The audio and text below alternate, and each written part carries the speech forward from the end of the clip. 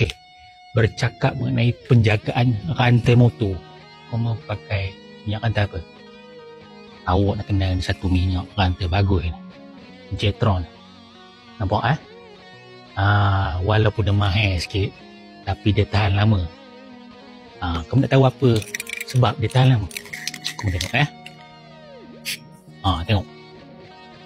Dia melekit. Bila dia melekit, dia akan melekat di rantai, dia tak merecik. Kalau kamu beli yang cair tu, dia merecik ke rim semua, habis kotor. Jadi inilah bagusnya yang jenis melekit ni. Dia akan melekat di rantai lama dan waterproof kan. Disahkan oleh tim YY Pang. Komen tak tahu YY Pang, kalau tak tahu berhenti kalau main motor. Okey, goncang dulu Aku spray. Dia akan berwarna putih tu, tak apa, biarkan. Nanti semua motor awak gunakan minyak rantai ni. Bukan awak pun awak pakai minyak rantai ni juga sama. Nak beli tekan beg kuning Jetron Hold and Strong Chain Loop. Terbaik yo.